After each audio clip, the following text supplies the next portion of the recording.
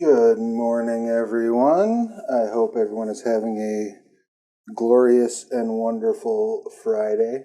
In case you are unaware, I am Travis Legge. My pronouns are he, him, and they. And today, I'm going to make a character for They Came from the Cyclops' Cave. They Came from the Cyclops' Cave is part of the They Came From double feature that's currently raising funds over on the Kickstarter. Let me go ahead and throw a link to that in the chat, just in case, and I will post that up a few times throughout the course of this morning's stream. And depending on how things go, we may do this, we might make this a somewhat regular thing, me just making characters or doing game prep. We have a actual play of They Came from the Cyclops' Cave tonight over at twitch.tv/the Onyx Path at 11 p.m. Eastern. And I made characters for this, for that actual play and for another actual play that I will be GMing next week. So I wound up making it was 2 of each archetype, so 12 characters in about an hour and a half the other night. If you're not familiar with the story path system, character creation can be relatively fast, particularly once you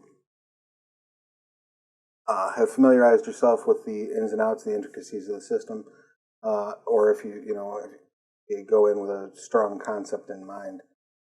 So one of the things that I'll be leaning on chat for, provided that we get people in the chat to speak up and participate, is some ideas, thoughts on what you might want to see for a character, and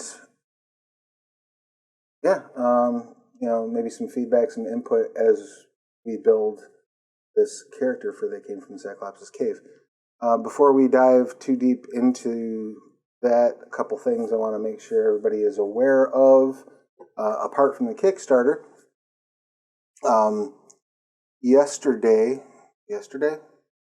Wednesday? What does time mean anymore? This week, that's the words I was looking for. The new releases from Onyx Path Publishing at Drive-Thru RPG are Heroes in a World of Horror for They Came From Beyond the Grave, which is basically a source book for players and directors about to embark upon a story. You got new playable archetypes, a diverse selection of characters that you can play straight from the book as well. So you've got ready-made characters, new archetypes, and some fiction to help immerse yourself in the world of horror that is presented and They Came From Beyond the Grave. And that's a lot of content for just $6.99 in PDF. It's also available in VOD, and that link I will throw in the chat as well. And the other thing that came out that I'm super stoked about is Prometheus Unbound for Trinity Continuum Aeon. Came out in print on demand, and I will be getting my contributor copy here shortly. And I had the pleasure and honor of working on 2 of the Psi orders for this book, to write the Orgatech and the Norsa, which are also my favorite Psi orders, hands down, no contest. So this is really like a huge personal achievement for me. And seeing that it's at an average rating of 5 stars on Drive-Thru RPG with 20 ratings is super, just awesome. It's really cool to see. So I definitely would recommend picking it up, and love to hear your thoughts if you do. And let me throw the link for that. A couple questions popping off here. Yeah, Hot Dog Wizard, you absolutely can create a Gorgon. We'll get into the character types here in just a minute and what all you can do with them. one of the things that really sort of blew my mind when I encountered the manuscript, and I've said this a little bit, I think during the interview I did with Matthew Dawkins for the Onyx Path channel this week. One of the things that really grabbed me about Cyclops' Cave is that it's the game I've wanted since I was a 5-year-old kid watching Saturday morning cartoons, imagining being He-Man or Thundar the Barbarian, playing with my Castle Grayskull playset.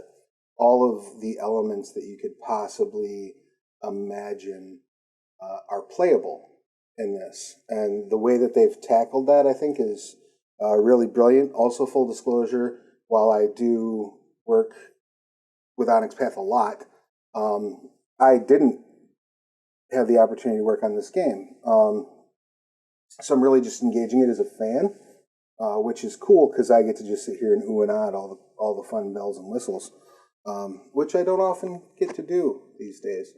So that's a nice, refreshing change of pace for me. But since we're talking about the archetypes, let's get into it. Let's get into making this character. So each of the They Came From games, like any game in Story Path, your character is based on a selection of 3 paths. Okay, and the paths you choose and They Came From the Cyclops' Cave are your origin, your quest, and your archetype. So rather than going through the point by point, or before we go through the point by point character creation as it's laid out in the book, let's go over what those archetypes are and just how versatile they can be.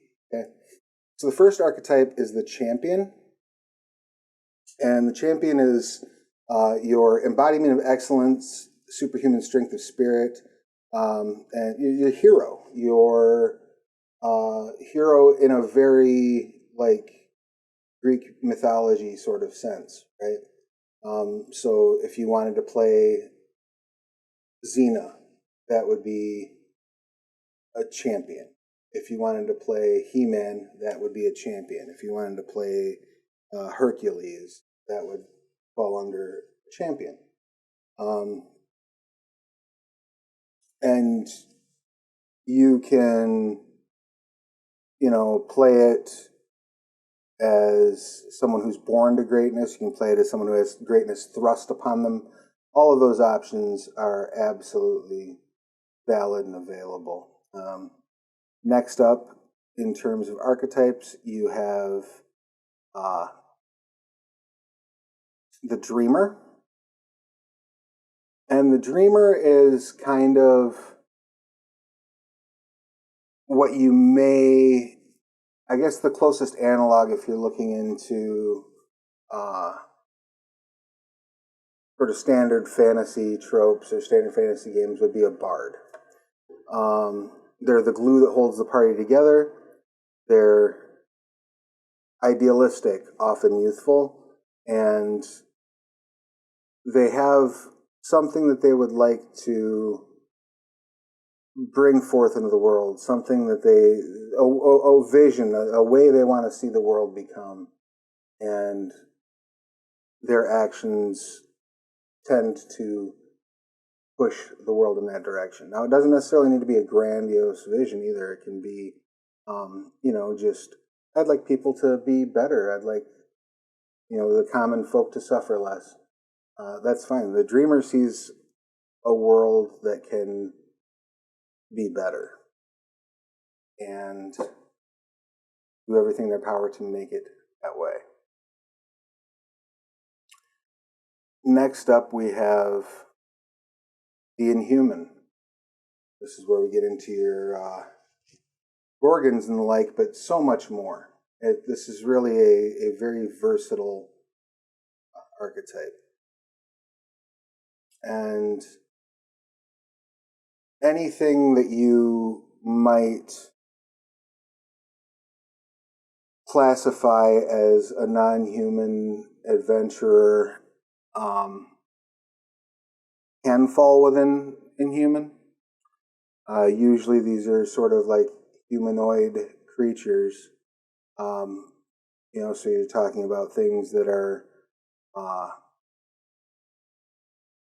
at least have some semblance of human physiology, generally speaking, but it could be that they're larger than a normal human, or that they have, perhaps you have a snake's tail, a serpentine tail, perhaps you have horns. You can kind of mold and customize this to represent the type of inhuman character you would like to create, the type of sort of creature of legend you would like to play. And the options that you get into when you get into the tropes for that are very indicative of those types of characters. So it really enables you to dive in creatively. And I really love that about this archetype. The next archetype up is the puppet, which is similar in nature in the sense that you're often talking about something that goes above and beyond the scope of humanity, but in a different way. Puppets are often enigmatic and energetic. They are beings from mythical realms, mischievous fairies, mechanical constructs gifted from the gods, shape-shifting animals, beings of wild magic, children of elementals, or chaotic spirits. I don't know why I can't speak. But yeah, they are a magical creature of some sort. Oftentimes in the films and media that came from the Cyclops' cave emulates, they're oftentimes portrayed by a puppet. So this can be anything from Orko, in He-Man, to Archimedes the owl, from Clash of the Titans. It's any to a Gelfling. You could have you can go full Henson with it and have an entire party full of puppets, which is a game that I will very likely run at one point. Like I said, I don't think there's ever been a role-playing game that was designed so much for me to enjoy as this one. I am really super stoked for these options ideas. After the puppet, we have the sage. This is your wise wizard, your spellcaster, sure, but also someone who is a scholar, a practitioner of ancient wisdom. Things along those lines can all fall within the sage. Yeah, that's correct. The puppet doesn't necessarily actually have to be portrayed by a puppet, right? If you have inspiration that's draws from a character that was played by a child actor, or even just like someone in a costume, the puppet can fit within that too. The biggest thing that kind of separates the puppet from the Inhuman,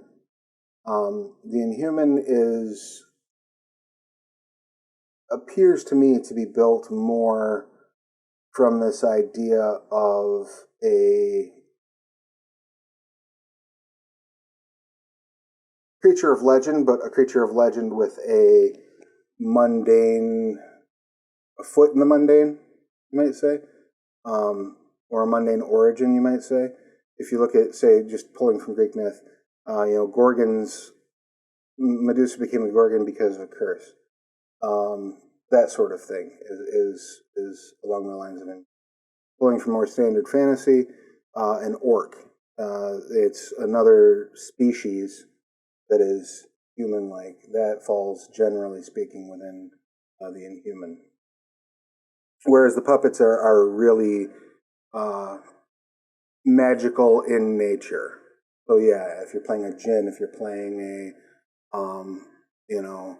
like a pixie, you might actually be If you look at the trailer that we put up at the They Came from the Cyclops' Cave and Classified Kickstarter, you see a sign where there's a segment where you say, play as giants or fairies, and there's a little pixie who's floating.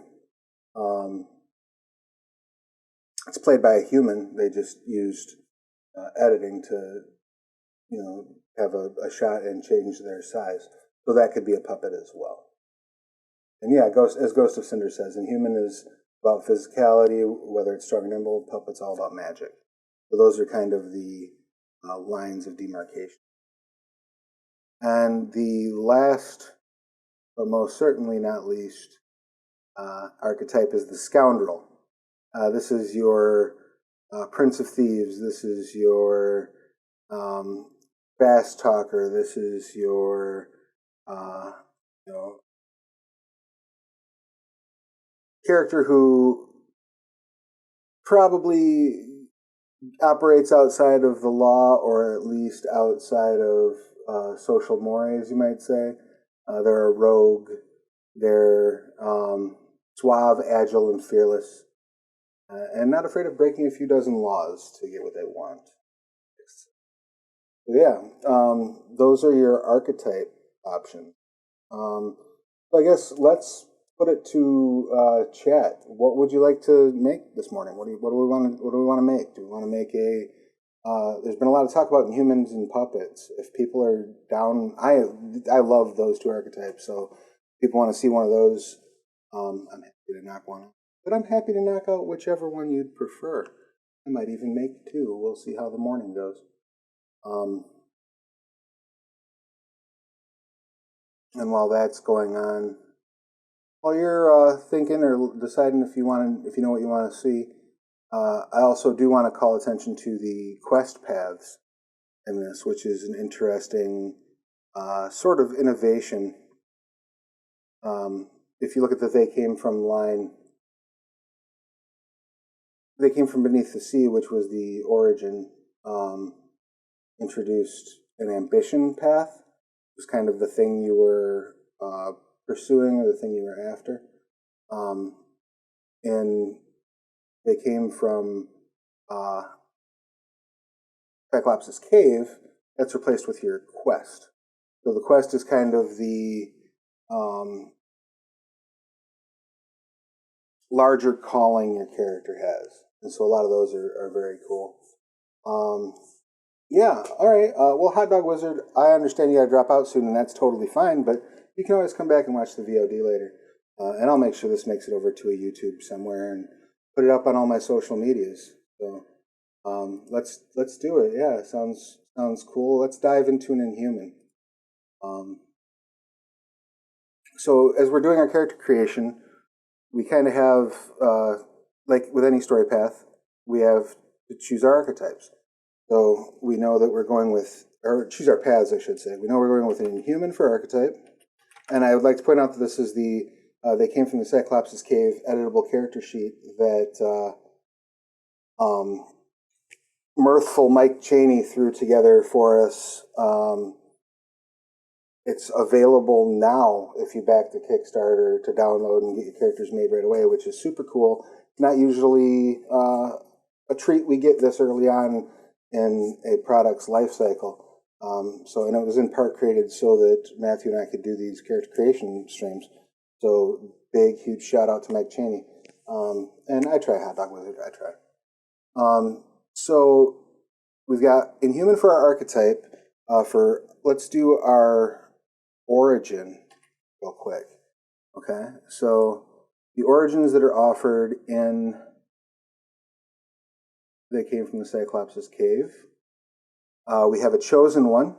You didn't choose the life of fateful importance. It was chosen for you. The folk hero.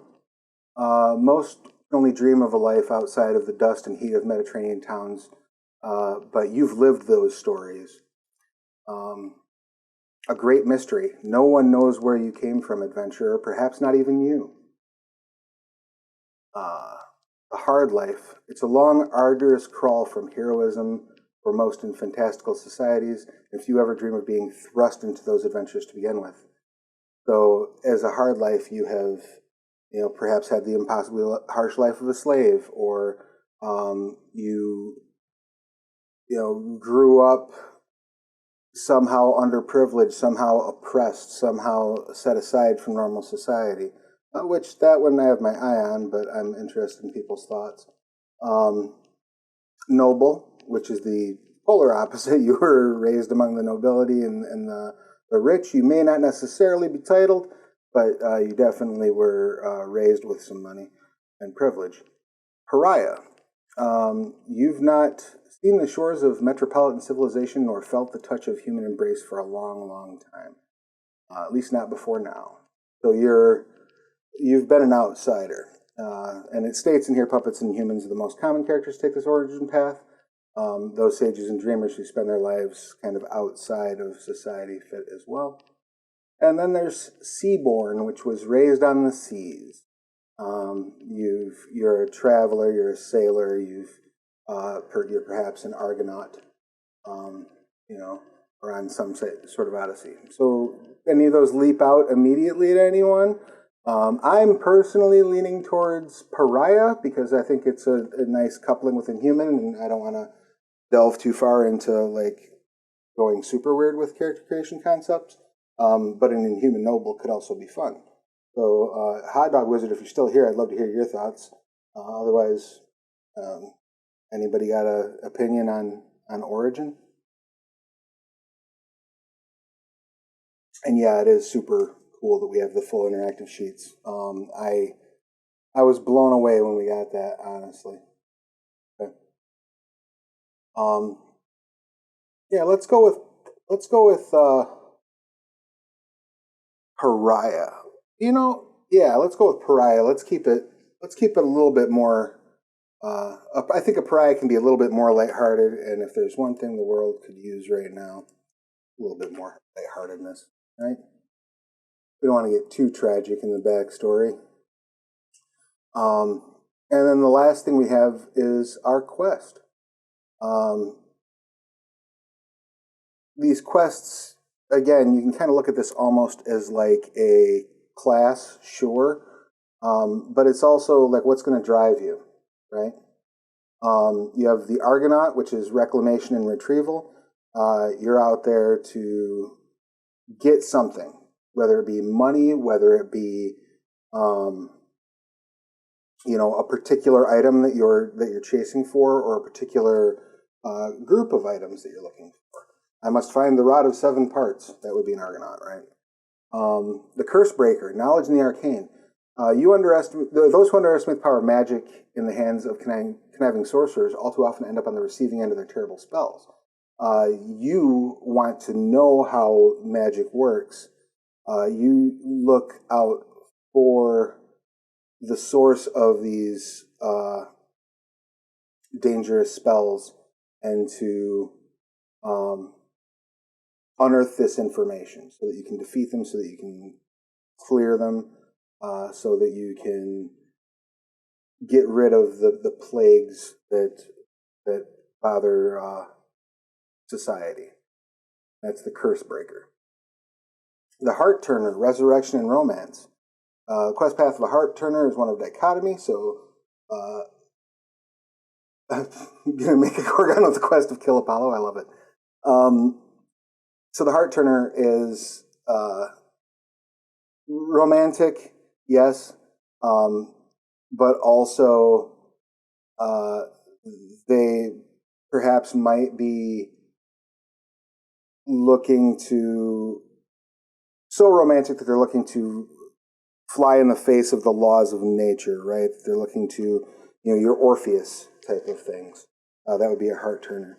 But also a bard, somebody who's just running around loving life and loving love. That is fine too. And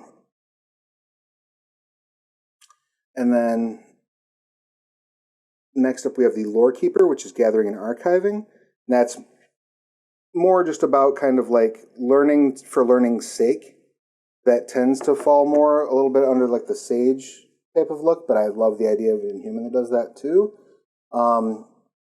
Of course, you have your Monster Hunter, which is tracking and slaying. Also a great idea for an Inhuman, right? Like, you know, you can play that so many different ways. Like one way might be like, no, I'm from a people that has a bad culture. You can do like the Drizzt thing, right?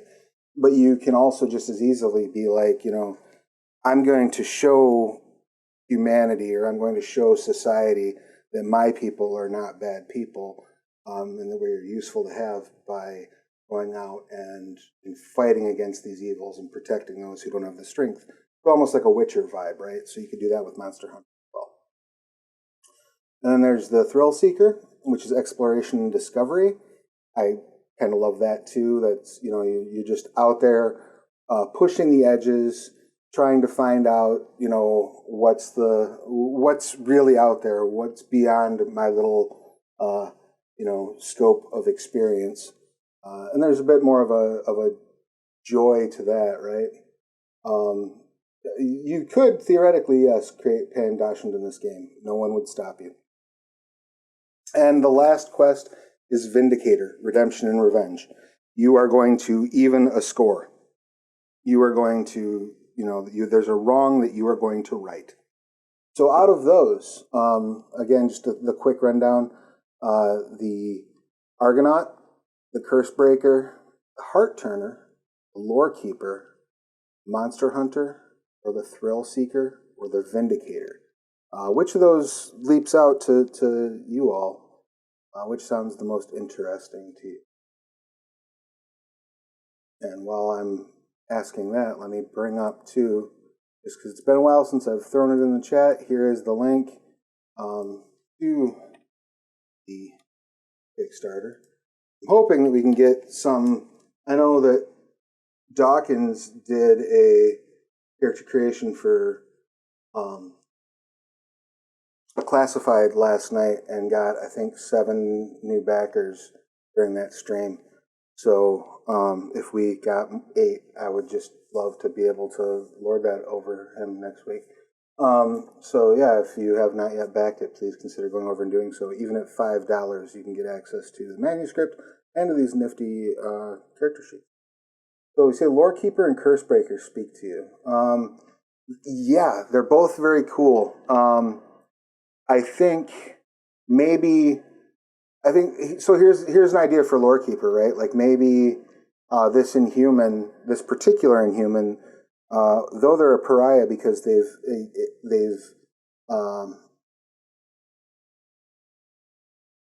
oh, okay, so they're trying to Cursebreaker and they're trying to break the curse. Oh, that's cool too. Yeah, you know what? Let's do that. Let's do Cursebreaker, and they're trying to break the curse that perhaps has fallen not just on themselves, but on their people, right? So, and this will give us a little bit of wiggle room too, so we don't have to tie ourselves directly to, like, we're going to make a Gorgon, right? We can kind of make our own Inhuman. We can choose our own adventure, as it were. I love it. So, if you're not familiar at all with StoryPath and you're watching this, what your paths do is they each give you a set of skills, a set of potential connections, and a set of example trademarks. And I'll get into what those do. So skills are kind of the basics of the StoryPath system. It's a skill-forward system. Your skills are your most important traits on your sheet. Whenever you make a roll, you base it off of your skill. The skill is the first part of that roll. And so if we're going into, all right, Ghost of Cinders, have fun at work. Be sure to check out the POD and see where this lands. And, maybe I'll see if I can talk James into posting these characters up that Matthew and I have made on the Kickstarter for backers. But they have a nice little pre-gen that they can throw in, a ready-made character, as it were. So going with Cursebreaker. Nice. I love it there, Hot Dog Wizard. Forgive me, I am scrolling through Word documents. Okay, so going with Cursebreaker, your suggested skills are going to be academics, empathy, medicine, and mysticism. And one of the things that they've started doing in They Came From that I actually really love a lot, get ahead of myself. So when you are noting the skills that come along with your path, I find it best to put the letter of the path on the line of the sheet. So these are all quest skills. So we've got athletics, empathy, medicine, mysticism. But one of the things that they've done with They Came From is to set up each of the paths so that rather than just having like a skill package, when you get into your archetypes, especially, they'll have a couple of suggested skill packages, and they really emphasize the fact that you can swap those out. So as you're creating your character, you can decide, no, I would much rather have, close combat and close of empathy for my path. And you can just make that your fourth path skill. And that's a feature throughout StoryPath, but it's really, I think, communicated very, very clearly and very succinctly in the They Came From line. And it's nice to see that, because sometimes I think that's something that people might so with a pariah, suggested skills are cultures, enigmas, medicine, and technology. So let's get that down on our origin.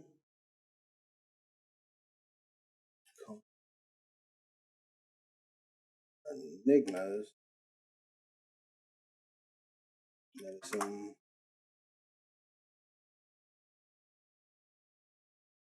and I just use, like I said, the capital first letter of the path on the line. And then getting into that beautiful inhuman archetype. The suggested skills are athletics, close combat, enigmas, survival. I don't see a need to change any of that. Sounds like those are things we're going to... That is not my origin path, sir. It is my archetype path.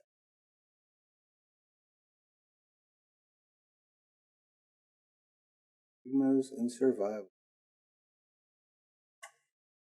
So as you can see now, we have some skills selected that I think are going to fit really well kind of in the idea of that concept that we're talking about, right? Like my people have been cursed, and I want to fix that curse. Looks like they'll have some good skills to do it. So each of those paths that you get, of the 4 skills that your path provides you, you get 3 dots.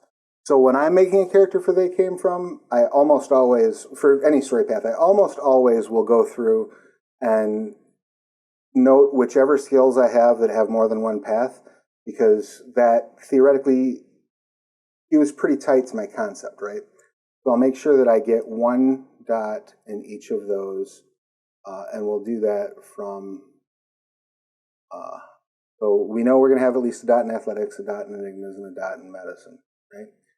So now each of these paths are going to get 3 dots. I've already spent 2 for my archetype path. I know I'm going to want close combat, so there goes my 3rd archetype dot. So now we get into our quest path. Well, I know I'm going to want athletics. I know I'm going to want medicine. And I know I'm going to want some mysticism. Mysticism is a skill that covers sort of knowledge of magic, applications of magic, things along those lines. So it's a handy thing to have if you're planning on breaking some curses, right? And so that covers our quest path. Last thing we have is our origin path. So I like the idea of course, we see again, enigmas is an origin skill, so let's throw that in there. I kind of like the idea of them having maybe some advanced technology, or some technology that's maybe just not common to this portion of the world at this time. So let's throw a dot in technology. And they're a refined inhuman, but let's give them some culture, right? Let's say that they have spent some time trying to learn from the outside what people's proclivities are and what people's habits are. They're trying to be they're trying to make sure they're not stepping on toes while they're on their quest, and trying to make sure that they know how to not draw undue attention to themselves, right? So now we've got our 9 dots spent, right? Did I mess my math up?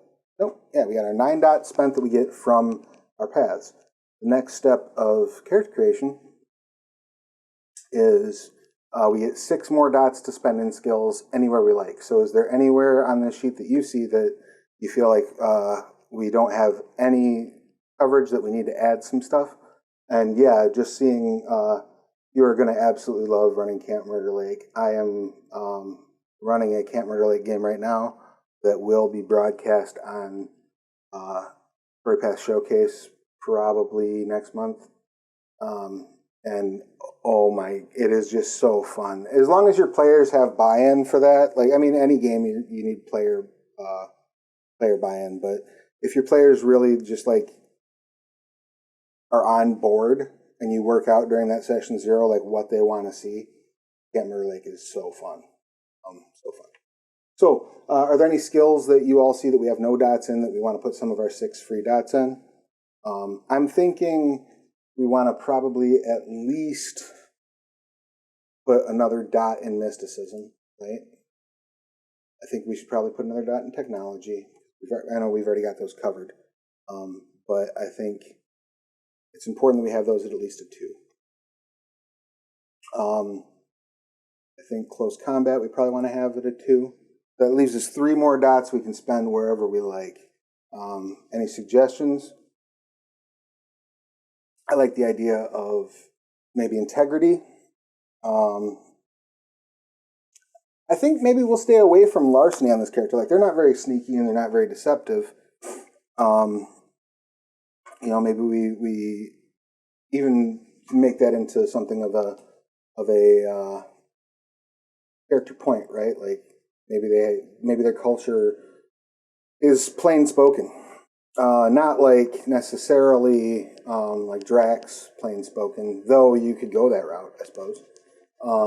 But they're just they don't, laconic, right? They're Spartan-ish. That could be cool. So what did I say? We have 3 dots left?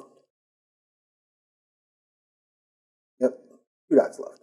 So let's put those last 2 dots in. Yeah, let's do 1 in integrity, 1 in empathy.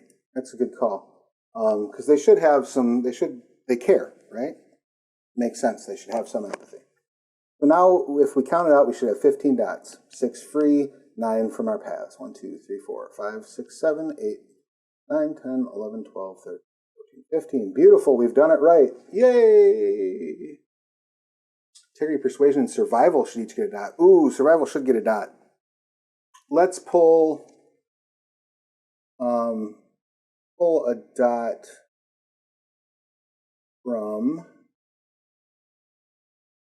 dot from athletics. Maybe they're in good shape, but they're not in the best shape, right? They're not like a athlete, but they have exercised. So yeah, no, I think we've got it dialed in.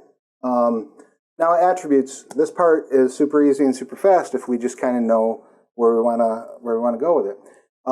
So when you get to your attributes, you'll notice you have 3 horizontal lines. Those are your approaches, and you'll have 3 very light boxes. Those are your arenas. You'll notice that there is an arena for mental skill or mental attributes, an arena for physical attributes, and an arena for social attributes.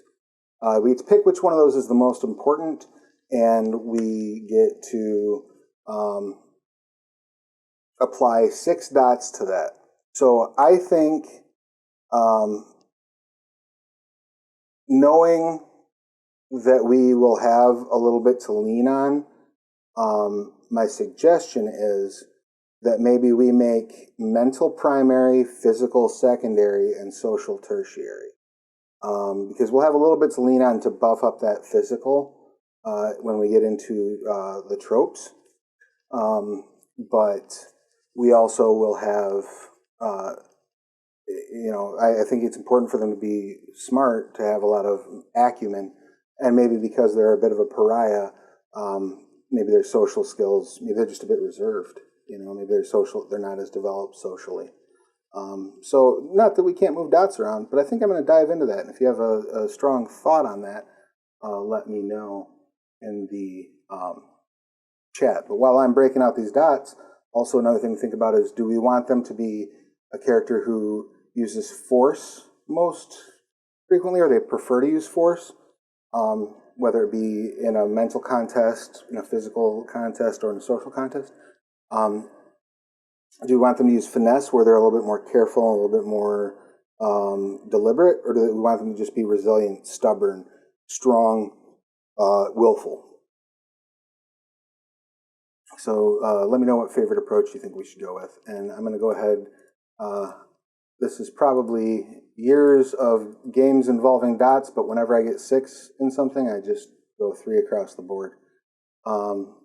We have 4 to put in our secondary. I think stamina is going to be important for this person. Because, they're going to be doing a lot of traveling. They're going to be facing down a lot of threats. Okay, resilience. Great. So here's what we'll do then. We'll go 2 dots in social, and we know that since we're getting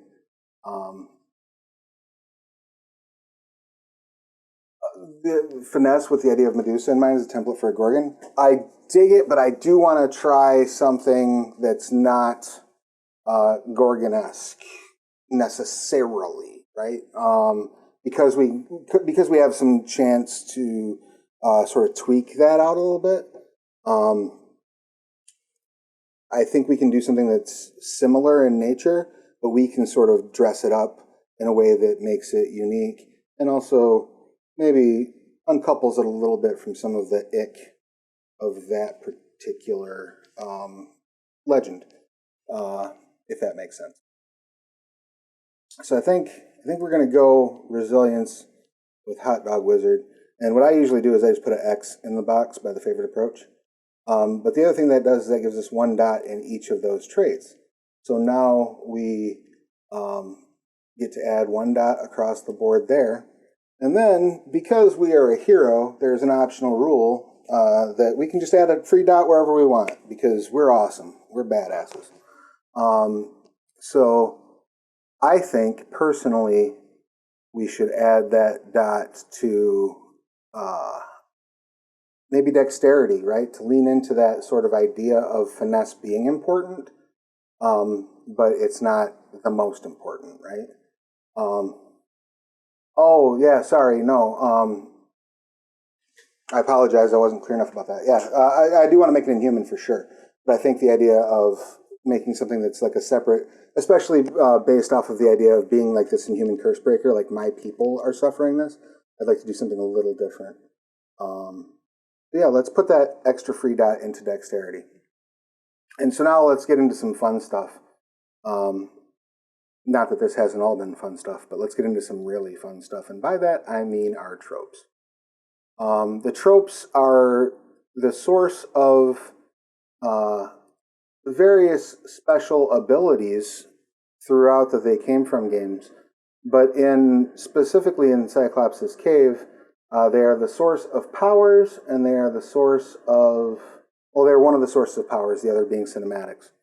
And they're the source of some of these just features that we've discussed, where you have kind of monstrous abilities. Now, in terms of what they look like, we can sort of work that out. And as long as it's non-system impacting, it doesn't matter. So, for example, if we say this person is going to have a serpentine tail instead of legs, we just give them a serpentine tail instead of legs. And that's fine. They move normally. There's no reason to mess with the system side of that, right? But if we want something that's going to manifest itself in the system, the tropes are the way to go. And when we are picking our tropes, we get 2 tropes from our archetype and 1 trope from any other archetype. Now, I don't want to keep us here all day reading the full text of them, so I will give you just a quick breakdown And there are several of them for each character, but for each archetype, I should say. But the Inhuman gets Arm Like a Catapult, which lets you throw heavy objects and even people long distances. It's a handy one. Breaker of Chains, you can slip from most bonds without hurting yourself. Darkness is my ally. You can fight blind, and if you open your eyes, you can temporarily paralyze those that meet your gaze. So, I mean, that's Gorgon-esque, right? And if that's something you want to throw in, Darkness is my ally is what it's called. Ferocious Roar. You're usually soft-spoken in casual conversation, but when the world gets loud, you can cut through the din. You gain enhancement on rolls to intimidate or impress. So that's a cool one to have. Magical Evolution. You might have fireproof skin, gills for breathing underwater. So you get to ignore complications related to an environment. You get to pick one and ignore the complications of it. Iron Stomach, you can resist poisons, diseases, and alcohol complications. Let's Fight Like Civilized Beings is one of their tropes. You recognize that your gifts put regular humans at a disadvantage. Once per story, you can trick a character into fighting you one-on-one, no matter how ridiculously one-sided that fight might be for them. And you get enhancement during that fight. Jog the Man's Memory, you get frustrated by human subtlety and idiom. So if you're questioning an enemy who's holding vital information, you may roll Command or Persuasion plus Presence, and get them to surrender all information and join your cause without further need to intimidate them. That might be cool just because of what the character's idea is. This one is one of my favorites. Weapon of Ridiculous Scale. Whether your favorite weapon more resembles a large slab of steel than a sword, or you wield a bow that can throw dozens of arrows in the blink of an eye, you're a fearsome formation breaker. Your attacks gain the piercing tag. Additionally, once per session, you can add the shockwave tag to one of your attack rolls. I think that might be cool for a natural weapon, right?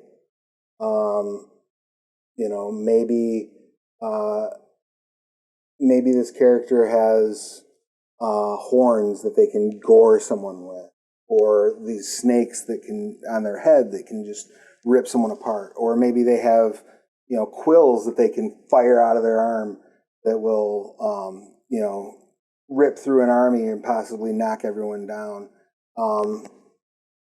I love Weapon of Ridiculous Scale. I think it's one of the most awesome tropes. And then the last trope is why walk when you can fly? You find walking deplorable, opting to fly or float instead. You can be the bane of the costume department and everyone around you with wings that allow you to fly, or you simply walk on air. Once per scene, you can carry a regular-sized companion or one regular-sized companion and a puppet.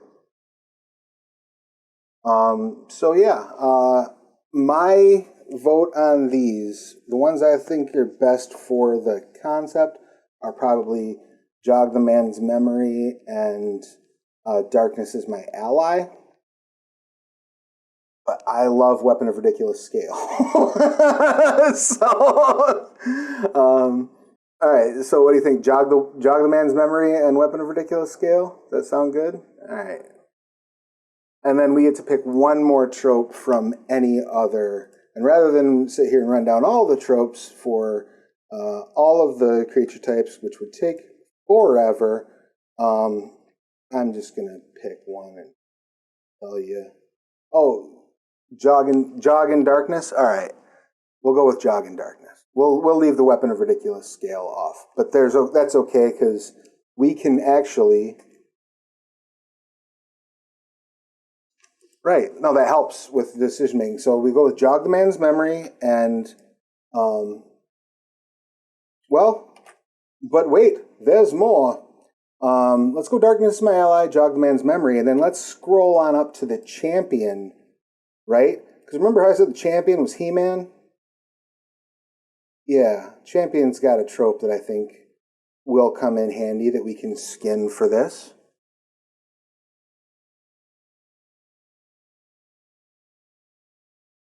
Just give me 1 second as I scroll through.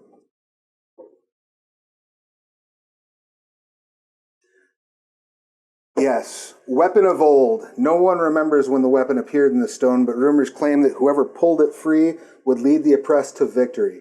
Centuries passed, and no other has managed to budge it from its place of rest except for you. The weapon grants you +1 enhancement to either aim or close combat rolls, depending on its shape. And when you hold your weapon aloft, you feel the power of the gods coursing through you when you call its name.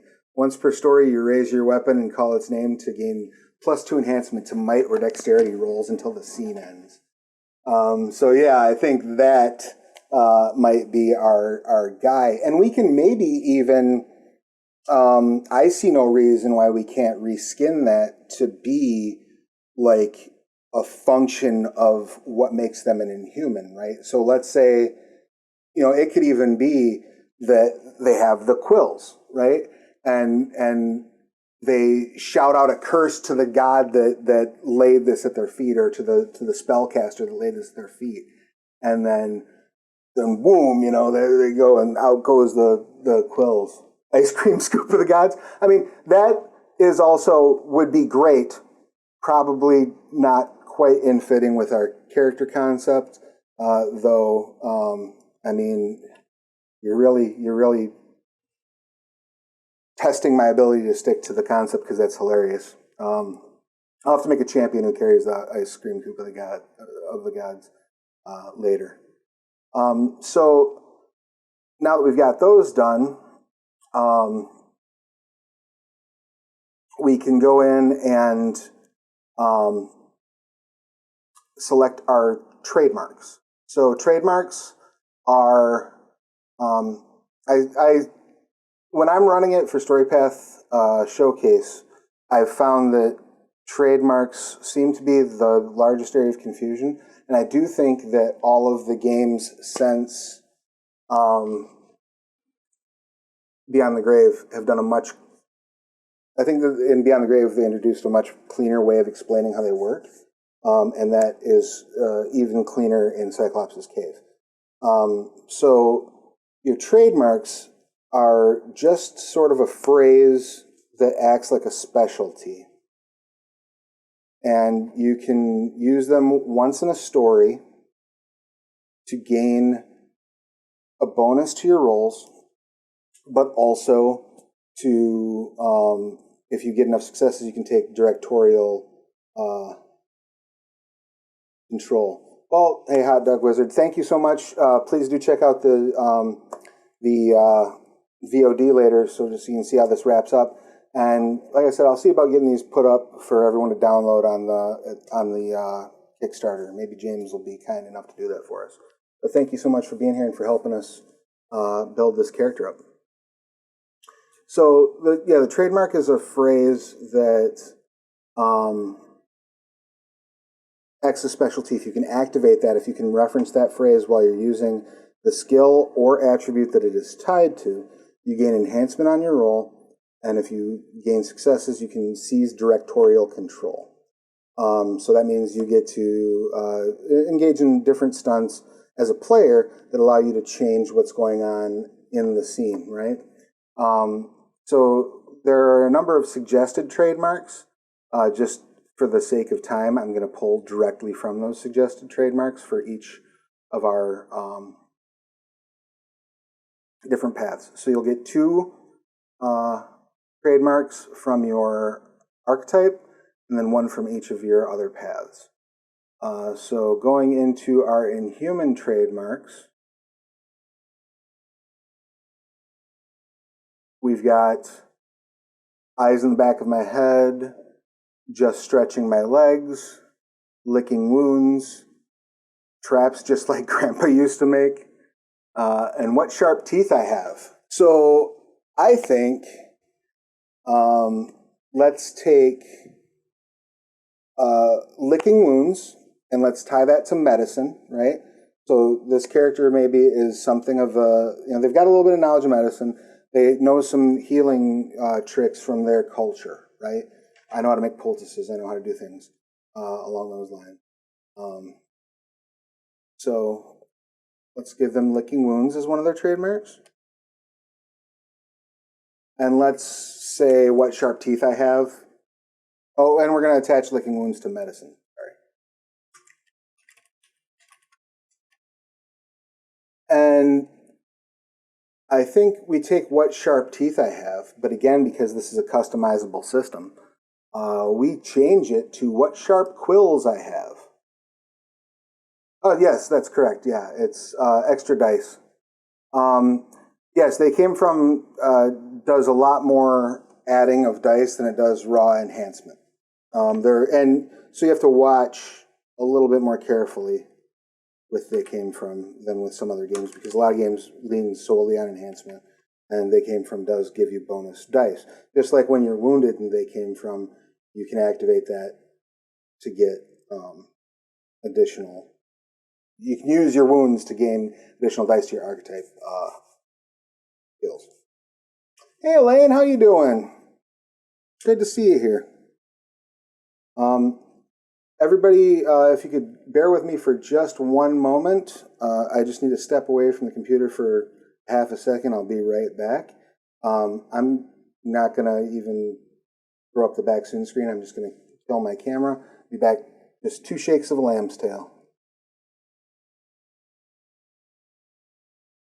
There we go. Dreadfully sorry about that. I just had to let the child know that the grocery delivery was arriving. So yeah, Trinity is almost always enhancement. I'm sure there's a situation where there's not, because the minute I say there's not a situation where there isn't, somebody will find an exception. But yeah, it's almost always enhancement. So yeah, with what sharp teeth I have for the trademark, I think we should maybe change this to what sharp quills I have.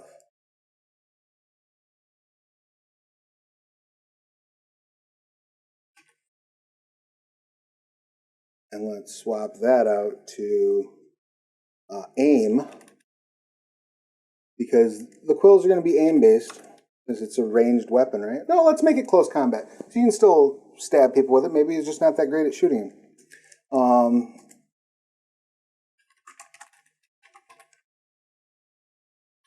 Yeah.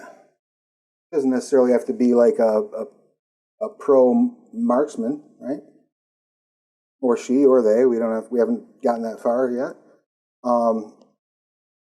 And then for our tropes that come from our other paths, some suggested, or not tropes, I'm sorry, trademarks. Some suggested trademarks from the pariah are, I've not heard that name in a long, long time. Go, I say, be gone. I've got something to show you. Where I'm from, your blasphemies are my boons, which I always love for a Inhuman. And don't lose yourself like I've done, which might also be cool for an Inhuman. So I'm between those last two, but I'm interested in your thoughts. And while doing that, I will look at our first breaker tropes. Or trademarks. I always say trademarks and tropes backwards, but I know in my head what I'm talking about, I promise. So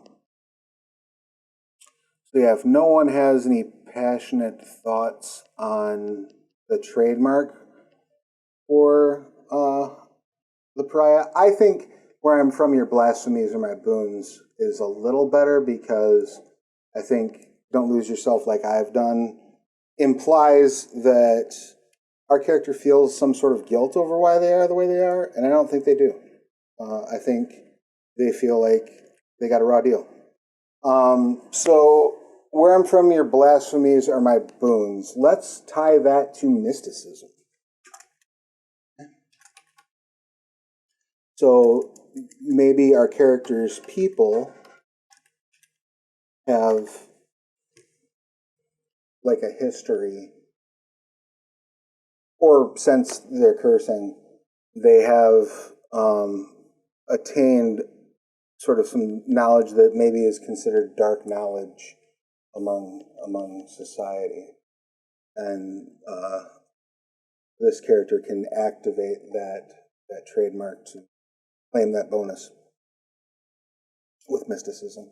So I am, like I said, still open to other ideas if anybody has one in the chat. And then, what else have we got here? Sorry about that. Minor tech hiccup. I apologize. I don't know if that blew the stream for any of you or not, but hopefully you're all still here. So yeah, where were we at? Ah, yes, we need a quest path trademark.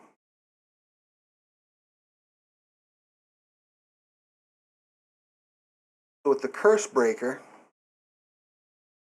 our trademarks are Hope has plagued these lands. We're running out of time. I read this in a scroll once. Tell me about your ailment, or the mysteries of the universe never fail to confound. I think tell me about your ailment is good, and I think empathy is maybe where we want to apply that, right? Like, I think this character's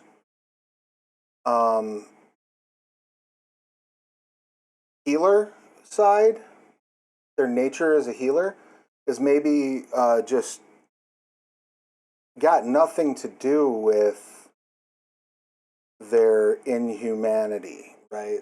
With the nature of them being an inhuman. It's got everything to do with they're just a healer sort of by nature. That's what they want to do. That's what they want to be. That's what they've learned to be. So I think that's because they care about people, right? Why would they be running around trying to undo this damage, this curse to folks, if they didn't care about people? Right?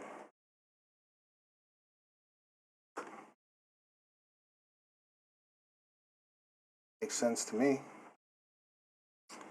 All right, so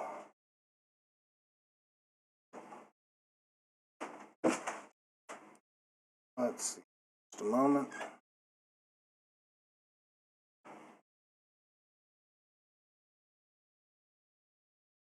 All right.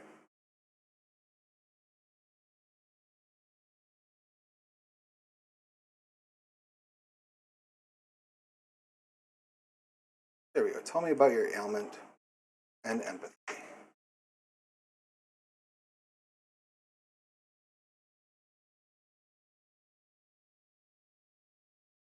Okay, so now the remaining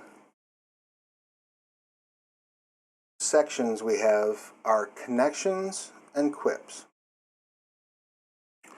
As for quips, well, connections, quips, aspirations, and relationships. I got a little ahead of myself. As for quips, I find it best to randomly generate those. I think it's a lot of fun. And I do so happen to have a handy dandy numbered list of quips. There will be cards, I believe that has pretty much already been established for the Kickstarter. So let's go ahead and remind you all that that's there.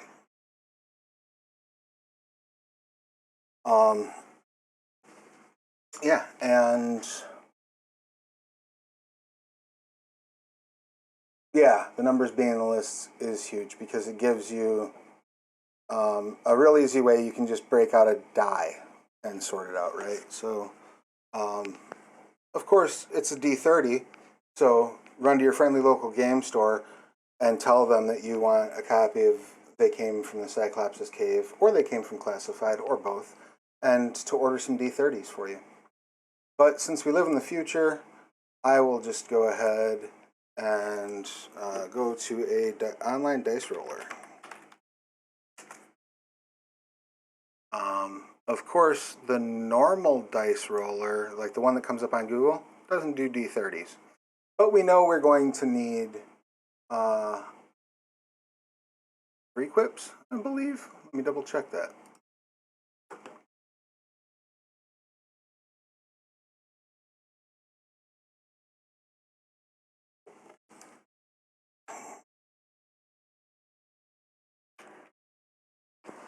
Yep. 3 quips. All right. So what we will do for this is we will, let's roll 2d30. And then I'm going to also roll a d6. And if I get a 3, I'll roll it again.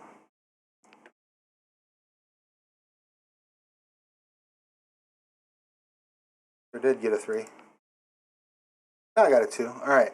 So we will pull our 3rd quip from the Dreamer deck. So that should be fun. All right. So we got 3d30, 19, 11, and 26. A 19 on the Inhuman quips is wizards. I hate those guys. Which could be extra funny if this character was cursed by, if their people were cursed by a wizard. So we're off to a great start, I think. Our next one is 11. So 11 on the Inhuman is, that doesn't make sense to me, but then again, you are very small. Also, I think kind of nice. These are usually, it's very rare. Exactly. It's very rare that they're not funny, but like, holy cow, these are really fitting with our character concept. And then the Dreamer was our last one, and on that one I rolled a 26. Hi, what's your name? So he's a friendly Inhuman. I love it. I'm happy with it. I think we're in good shape. So now we need to do the connections. And the way connections work is you get 1 connection for each of your paths, and you need to choose between. Oh, hey, did I not explain quips? I probably didn't. Yeah, so quips are neat. The way quips work, it's one of the ways of sort of enforcing the cinematic nature of the setting, right? So when you are able to work one of your quips into the dialogue, as long as the writer's room, the party, everyone at the table, agrees that it was a appropriate use of the quip. Now, that doesn't necessarily mean that it made sense. If it got a laugh, it was an appropriate use of the quip, right? So as long as everybody agrees, you gain a +1. I can't remember if it's dice or enhancement with quips. Right, it can be like a grossly inappropriate use, but it's got to be an amusing one. Yeah, a bonus, and the bonus dice, thank you. And so you can stack this up by using the quip multiple times, which can lead to some pretty funny stuff, up to a +5, I believe, before you have to discard the quip and draw a new one. So yeah, it's a really cool, nice little way to like enforce some role playing, throw in a little bit of nonsense depending on your tone that you're going for in the game that you're playing. Like obviously in They Came From Beneath the Sea, they're all very like B-movie, throwaway dialogue type stuff. Whereas in this, it's a lot more bombastic, a lot more fantastical, and it's generally in that fantasy context. But again, idea being funny, yeah. And you can also, there's also the award-winning quips, right? Where if you get a certain number of successes on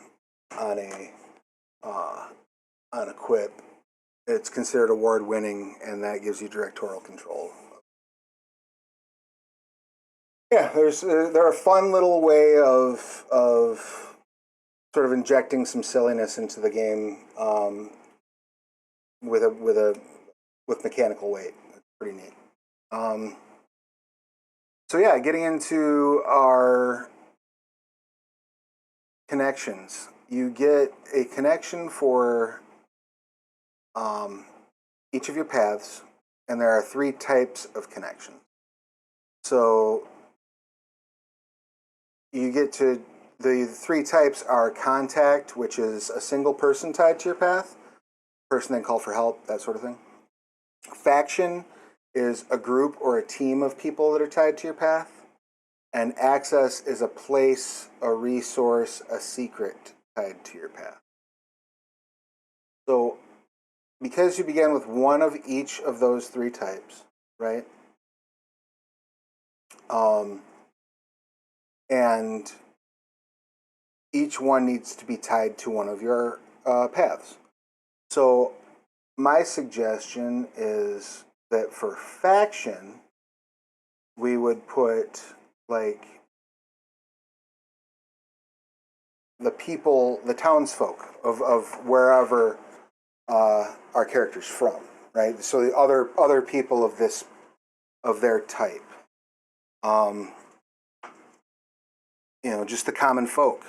They can pull together a band of villagers, all of whom are the same basic build as them in terms of physicality, and calling them for help. Does that sound reasonable to everybody? For our faction connection, I think that's maybe the best way to do it. Maybe not the easiest to get to all the time, but if they're nearby or if they can get a message to them with a sufficient time, this could result in, I'm kind of imagining like a Battle of Helm's Deep or, season 3 finale of Dragon Prince, where the party's being bared down on by this overwhelming enemy, and then this character shoots their arms up in the air and says their, activation phrase for the weapons, and they fire off a cloud of their quills, and as the cloud of quills falls down, and clears the sky, you see this, horde of their people come running over the hilltop, because they're there to support them in the last moment. I think that could be a cool way to use that contact or that connection. So, yeah, let's do faction my people.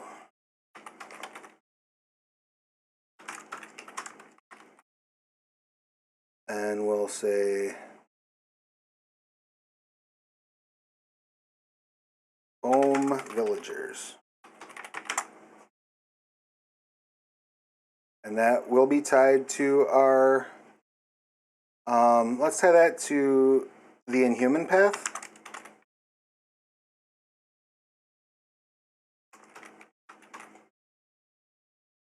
So we'll put, basically we're putting faction as the type, people, so we know what it is.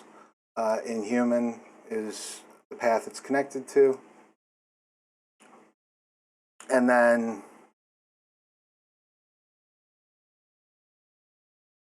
we will have access, I think.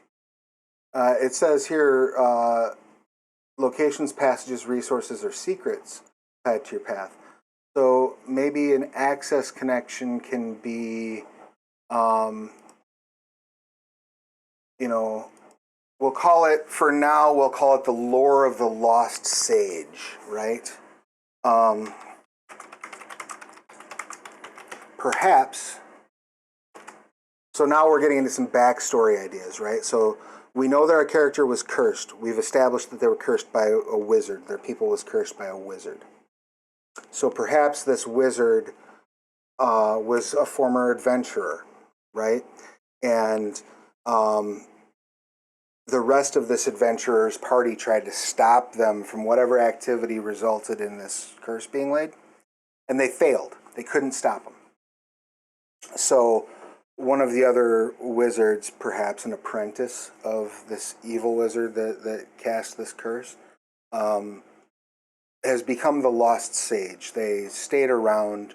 They tried to offer comfort and help to this newly sort of downtrodden people, and they gathered some lore throughout that process that has assisted them in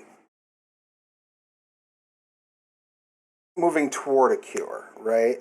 But that there's also just a bunch of extra lore, so you can use this access connection to get your hands on some of those bits of knowledge. I think that works. Sound good to everybody? Hope it sounds good to everybody.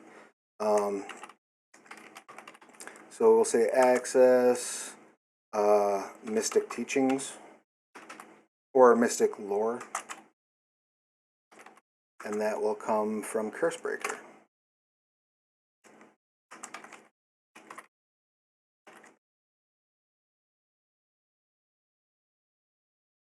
And then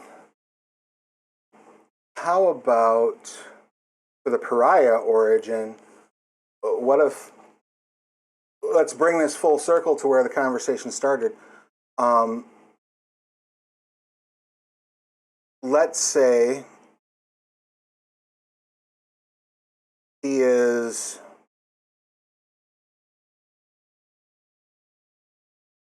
an old drinking buddy of Medusa, right? So like he, during his travels, made his way to Medusa's lair at one point, and made very clear to her right away that he was there not on some quest to harm her or to, make her life difficult. He was there to commiserate, to talk about what she's learned, and to talk about his quest. And they just became friends. They're drinking buddies. She's probably not going to risk her snakes for him, but she may be able to lend him a hand. Okay, yeah, so we'll say Medusa. That will be is that contact? The tag? Yes.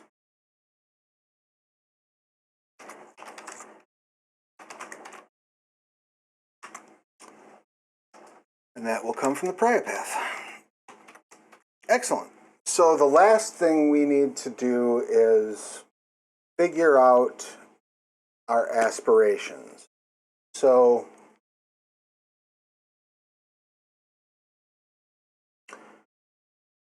in StoryPath system, you choose 2 short-term aspirations and a long-term aspiration.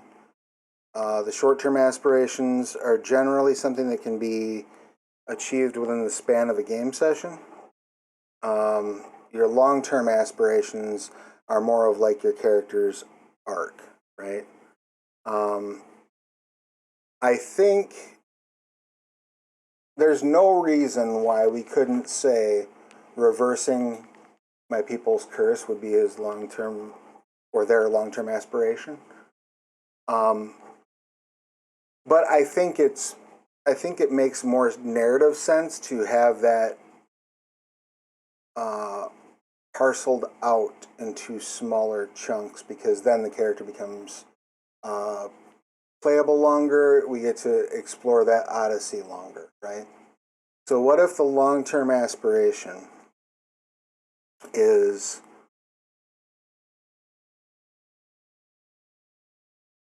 find a significant discovery toward ending my people's curse, right? Because then that gives the story guide the opportunity to parse that out a little bit, to say, okay, here's a little bit of carrot for the kind of ongoing stick of your quest, right? Yeah, let's say long term is going to be discover. I am open to other aspirations if any of you have ideas in the chat. So discover important lore.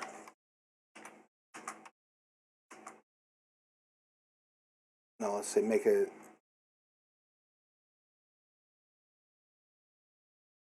significant discovery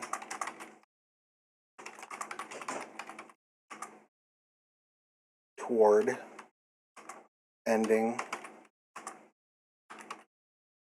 my people's curse. Yeah, I think that works. Right? So for short terms can be done within the span of a session. Short terms can be very character driven, but they can also be very player motivated, right? Something you want to just see happen. So I think just to keep things simple, and again, one of the ideas of short-term aspirations is that the players and the story guide will work in tandem to make sure that situations are generated where these can be resolved, right? So maybe for the short terms, we go real simple and we say, he's going to a short-term aspiration to successfully use his quills at range, right? He's got some close combat, but he doesn't have any aim. He's never been good at shooting them. He's just good at using them when they're still attached. So let's say successfully use the quills at range, and that way that also gives us a reason to purchase some aim later, right?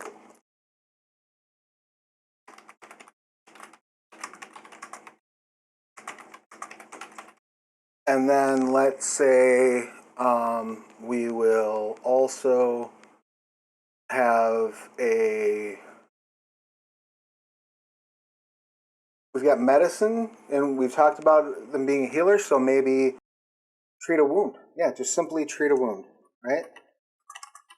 And one thing to keep in mind when you're doing aspirations for a story path character, especially in the earliest parts of the campaign, there's nothing wrong with keeping it small, keeping it simple, keeping it focused in tightly, and then expanding that, because again, as you build, right, you can create this sort of arc for your character where your aspirations get larger and your goals become more encompassing, and it helps follow a narrative flow, if that makes sense. So I guess here's our last question for the day. Normally, if we were about to start a campaign, we would do relationships. Relationships aren't really a thing you can sort out until you have a party to play with. So that will be left for another day for you to do at home when you use this character, provided they let me hand it off. So yeah, we need a name. Give you all just a couple of moments to think up ideas for a name. And while you are thinking up ideas for a name, I am going to once again share with you and suggest that you go over and support the Kickstarter so that came from the Cyclops' Cave and Classified. It's a double feature. You do not have to back for both. You absolutely can, and it would be awesome to do. I recommend it. I just actually added Classified to mine not too long ago. Needed to make sure my money would be good.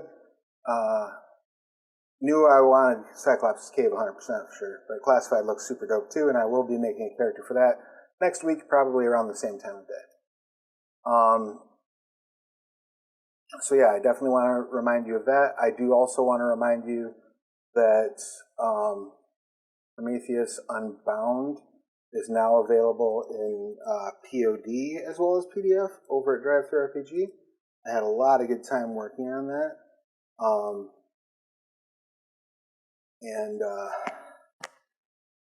Yeah, I'm very proud of my work there. So if you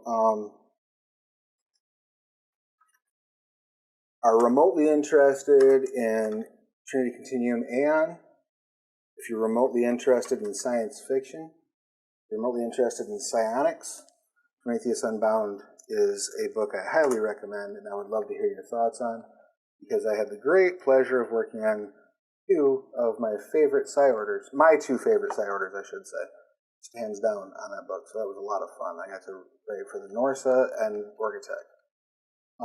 And then I also want to remind you, since we're talking about, they came from Heroes in a World of Horror, which contains pre-gens, story hooks, and 3 new playable archetypes, is also available over at DriveThru.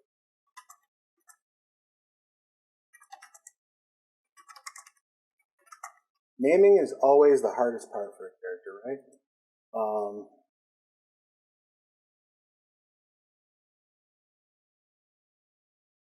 Let's see. Yeah, Prometheus Unbound was really good. I picked up the PDF day one and plan to get POD a little later. Yeah, and absolutely, I do not blame you for making sure that you got the Kickstarter covered first, and I appreciate it. And yeah, I'm glad to hear that you enjoyed Prometheus Unbound. It was so fun to work on, and seeing the response that we've gotten from the audience on that has been delightful. I am really glad that that it's connected with folks the way that it has. I'm super thrilled about that.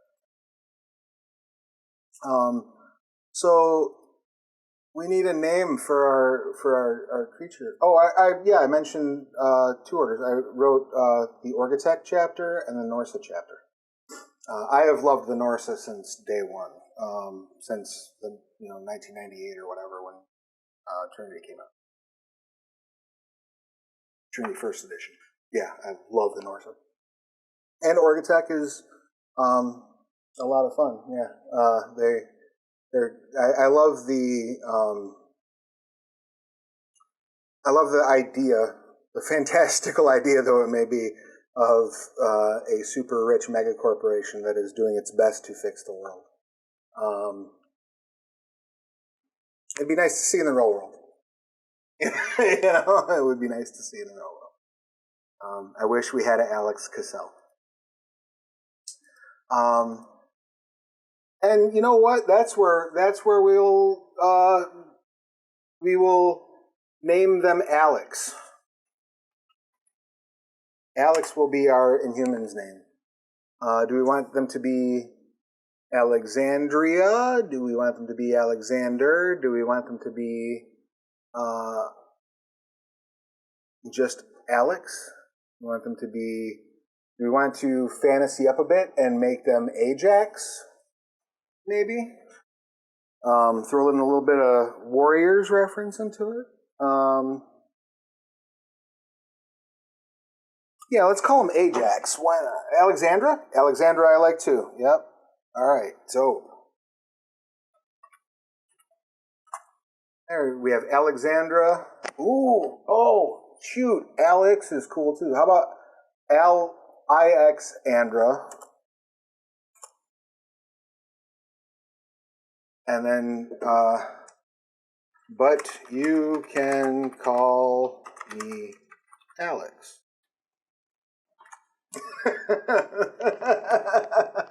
I love it. I love it. I love it. All right, cool. So this is Alex. I would like to thank you for helping me build Alex. Alex is done.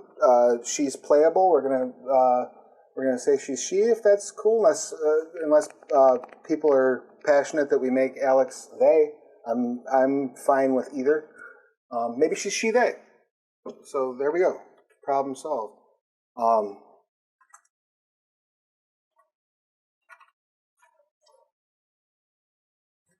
Excellent. Thank you so much for helping me create Alex. I really, really appreciate it. I think I'm going to wrap things up now for the day. I have some work to get to, but this was a lot of fun, and I think I may make this a somewhat regular occurrence. I know next week, this time, I will be making a character for They Came From Classified, which if you're not familiar with, it's espionage, it's spies, it's James Bond and Jason Bourne, and I am very much looking forward. I'm a huge fan of the Bourne books, so maybe I'll build a character that's based on that. And then I will be back tonight at 11 p.m. Eastern to play They Came from the Cyclops' Cave on an actual play stream. I'm kind of falling in love with Alex, and maybe I'll play them tonight instead of what I drew up. I don't know. We'll see. But I will definitely also look into getting this into the hot little hands of the backers one way or the other. Yeah, so tonight, 11 p.m. Eastern, over at the Onyx Path. I am playing, which is super cool. That's not something I get to do a whole lot of. And Tom Bagley, I think is his last name, is the story guide. So it's going to be a lot of fun. I get to sit back and be a player. So I hope to see you there tonight. And until then, I guess I would just once again implore you, if you haven't done so, please consider backing the Kickstarter. Go pick up those books I mentioned. Make sure you follow me on all my social medias. I'm at Travis Legge pretty much everywhere. TikTok, Instagram, Snap, Facebook, Twitter. And yeah, get your shots if you haven't. Take care of yourselves and each other. And thank you all so much for being here in the chat. We'll see you again real soon.